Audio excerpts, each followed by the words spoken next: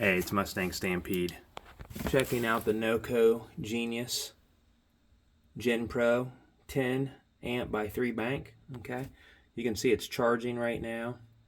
It's charging these two lithiums. I put them in there and I'm just re-hitting it again. Okay, I've tidied this up a bit, but those are the Power Queen 100 amp low temp trolling motor battery, so they will not charge during low temp. So it has, if you can see that right there, it says LTCP, low temp control protection. So what those replaced was this 2-bank system right here. It's, I don't know, Pro whatever, Digital Series 10 amp 2-bank.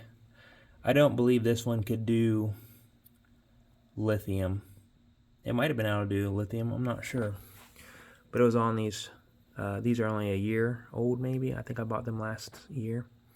Duralast 100 amp deep cycles. So I'm probably gonna sell this whole joint right here. I was mainly wanting to weight savings, so those two Power Queens right there will save 75 pounds just in the trolling motor alone for the trolling motor battery, right? There is a third low temp 100 amp hour Power Queen that should be delivered soon. It will be powering my accessory bar right here. So I'll use that 3rd bank leg to charge that. And what's nice about this is each bank can be set to something different. I could actually charge an AGM on one, lithium on the other, and a lead acid on the other. So anyway, the Power Queens, I think I got them for around $217 after some Prime deals and the brand coupons. 5-year warranty. I registered my warranty already. All right. If you're going to use them like this, you do need to charge them fully. I charged mine for around 12 hours.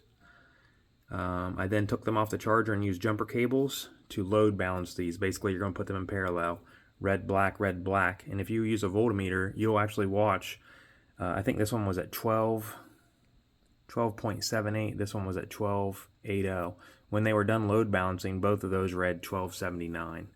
All right, so now I'm going to go ahead and charge them again for a longer period of time, and hopefully they go up to about 13.3 or so, because that's what they should be at. I'm not sure if the BMS is keeping them from going to 13.3, or the NOCO Genius just knows, like, hey, at 12.8, that's the voltage these batteries operate at. Stop charging them. But anyway, I'm super excited to see if I can gain maybe a mile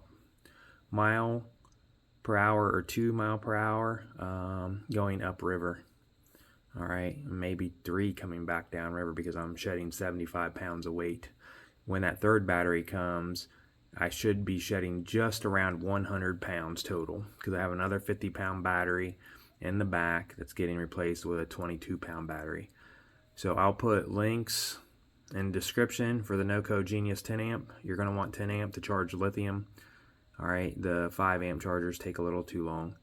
Okay, I'll put a link for the Power Queens that I ordered, right? And so anyway, tight lines, happy fishing. As always, thanks for watching.